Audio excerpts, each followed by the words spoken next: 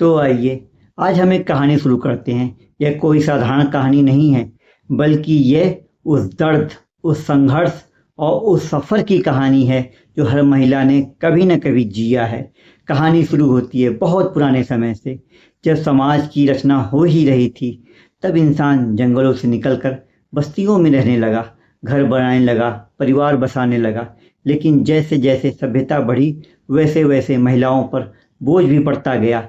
धीरे धीरे समाज ने महिलाओं को देवी भी कहा और परछाई भी बना लिया।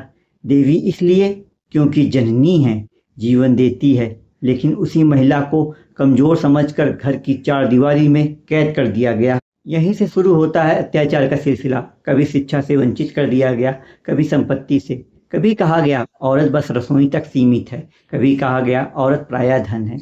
इतिहास गवाह है, सती प्रथा जैसी क्रूरता, बाल विवाह जैसी मजबूरी, पर्दा प्रथा जैसा कैद, सबने मिलकर महिलाओं को इंसान से कम बना दिया। लेकिन सवाल उठता है, क्या औरत हमेशा यूं ही सहती रहेंगी? नहीं, जहां अन्याय होता है वहां आवाज भी उठती है। धीरे धीरे धीरे विद्रोह की आग सुलगने लगी। कहीं मीरा जैसी आवाज निकली तो समाज की जंजीरों को तोड़कर भक्ति में डूब गई, और कहीं रानी लक्ष्मीबाई जैसी वीरांगना निकली जिसने तलवार उठाई और कहा, मैं अपनी जमीन भी नहीं छोड़ूंगी और अपनी इज्जत भी नहीं। समाज बदलने लगा, लोग समझने लगे कि अगर औरत के बिना घर अधूरा है तो उसके बिना देश भी अधूरा है। और यहीं से शुरू होता है कानून का सफर, क्योंकि जब अन्याय सीमा पार कर गया, तब इंसान ने ठान लिया कि औरत को न्याय दिलाना ही होगा। इसलिए सबसे पहले उठे सामाजिक सुधारक राजा राममोहन राय ने सती प्रथा के खिलाफ आवाज उठाई। ईश्वरचंद्र विद्यासागर ने बाल विवाह और विधवा विवाह के मुद्दे पर संघर्ष किया। उनकी आवाज ही धीरे धीरे कानून में बदली, और इस तरह 1829 में सती प्रथा पर रोक लगी। और फिर 1856 में विधवा विवाह कानून आया। यही कहानी का पहला मोड़ लेता है।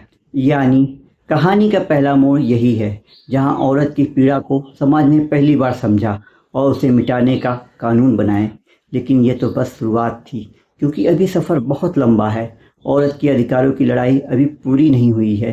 तो दोस्तों, हमारी यह कहानी आगे बढ़ेगी, जहां हम देखेंगे कि कौन कौन एक एक करके महिलाएं न्याय पाती रहीं और कानून उनका सहारा बनता गया। तो दोस्तों, हमने देखा किस तरह सती प्रथा और बाल विवाह जैसी कुरीतियों से औरत की जिंदगी जकड़ दी गई थी। लेकिन धीरे धीरे समाज जागा, सुधारक उठे और कानून बनने लगा। अब कहानी आगे बढ़ती है। औरत की तकदीर का सबसे बड़ा मोड़ तब आया जब भारत आज़ादी की लड़ाई लड़ रहा था। सोचिए जरा, 1857 की क्रांति में सिर्फ पुरुष ही नहीं, बल्कि झांसी की रानी लक्ष्मीबाई जैसी वीरांगना भी तलवार उठा खड़ी थी। बेगम हजरत महल जैसी महिलाएं भी विद्रोह की अगुवाई कर रही थी। यानी आज़ादी की लड़ाई में औरत पीछे नहीं थी, बल्कि बराबरी के मैदान में थी। लेकिन सवाल यह था, जब देश आज़ाद होगा तो क्या औरत भी सचमुच आज़ाद होंगी? 1957 में जब देश आज़ाद हुआ था तो एक उम्मीद जगी, और यह उम्मीद साकार हुई 1950 में, जब भारत का संविधान लागू हुआ। संविधान में पहली बार औरत को साफ साफ अधिकार दिए। अनुच्छेद 14, कानून की नज़रों में सब बराबर हैं। अनुच्छेद 15, धर्म, जाति, लिंग के आधार पर कोई भेदभाव नहीं। अनुच्छेद 16, नौकरी और रोजगार में बराबरी का हक। अनुच्छेद 21, जीवन और गरिमा से जीने का अधिकार। यानी पहली बार औरत ने पाया वह सिर्फ घर की चौखट नहीं, बल्कि देश की नागरिक भी हैं। लेकिन संविधान में हक देने भर से औरत की जिंदगी नहीं बदल गई। समाज अभी भी पुराने विचारों पे जकड़ा था, और यही वजह थी औरत को हर जगह संघर्ष करना पड़ा, घर में, नौकरी में, समाज में।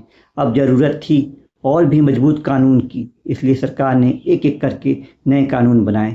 1955 में हिंदू विवाह अधिनियम आया, जिसमें औरत को तलाक और पुनर्विवाह का अधिकार मिला। 1956 में हिंदू उत्तराधिकार अधिनियम, जिसमें बेटी को भी संपत्ति में हक दिया गया। धीरे धीरे यह समझ बढ़ी और सिर्फ किताबों में बराबरी लिखने से कुछ नहीं होगा, बल्कि व्यवहार में भी औरत को बराबरी देनी होगी। और यहीं से शुरू होता है महिला सशक्तिकरण का असली दौर। तो दोस्तों, हमने देखा कैसे आज़ादी के बाद संविधान में औरत को बराबरी का हक दिया। फिर शुरुआती दिनों में विवाह और संपत्ति जैसे कानून बनाए गए। लेकिन सवाल अभी भी बाकी है, क्या सच में औरत सुरक्षित थी? क्या उसे घर में, नौकरी में और समाज में सम्मान मिल रहा था? जवाब था नहीं, क्योंकि अत्याचार ने बस अपना रूप बदल लिया था। अब खुलेआम सती या बाल विवाह न सही, लेकिन दहेज, घरेलू हिंसा, छेड़छाड़, कार्यस्थल पर शोषण जैसी नई चुनौतियां सामने आ गईं। दहेज और महिलाओं की मौत। 1970 से 80 का दौर। अखबारों में लगातार खबरें छपती थीं। दहेज के लिए बहू को जला दिया जाता था। शादी कुछ महीनों बाद लड़की की लाश मिलती थी। समाज हिल गया था। लोग पूछने लगे, अब क्या होगा? और तब सरकार ने कदम उठाया। दहेज निषेध अधिनियम 1961 बनाया गया। बाद में भारतीय दंड संहिता, अब बीएनएस में भी धाराएं जोड़ी गईं। धारा 304 बी बीएनएस, पहले आईपीसी 304 बी दहेज मृत्यु। धारा 498 ए बीएनएस, पहले आईपीसी 498 ए पति या ससुराल वालों द्वारा उत्पीड़न। अब अगर किसी महिला को दहेज के लिए प्रताड़ित किया गया तो यह सख्त अपराध माने जाने लगा। घरेलू हिंसा से सुरक्षा। लेकिन दहेज ही एक समस्या नहीं थी। कई महिलाएं शादी के बाद शारीरिक और मानसिक हिंसा झेलती थी और वो चुप रहती थी, क्योंकि समाज कहता था घर की बात घर में रखो। 2005 में आया गृह हिंसा से महिलाओं को संरक्षण अधिनियम, डोमेस्टिक वायलेंस एक्ट 2005। इसमें महिलाओं को घर की चार दीवारी के अंदर भी सुरक्षा दी और औरत अदालत जा सकती थी और कह सकती थी, यह मेरा घर है, मुझे इसमें इज्जत से जीने दो। जैसे जैसे औरतें पढ़ लिख कर नौकरी में आई तो एक और समस्या सामने आई, कार्यस्थल पर यौन उत्पीड़न। इसलिए 2013 में पॉस एक्ट बना। अब हर दफ्तर में, हर संस्था में महिला सुरक्षा समिति बनाना अनिवार्य कर दिया गया। आपराधिक न्याय से सुधार और न्याय का दौर, बीएनएस 2023। समाज बदल रहा था, इसलिए कानूनों को भी नया रूप दिया गया। और फिर 2023 में आया भारतीय न्याय संहिता, बीएनएस। अब आईपीसी की जगह बीएनएस की धाराएं लागू हुई। महिलाओं को सुरक्षा को और मजबूत करने के कई प्रावधान जोड़े गए। धारा 64 बीएनएस, स्त्री की अस्मिता का अपमान।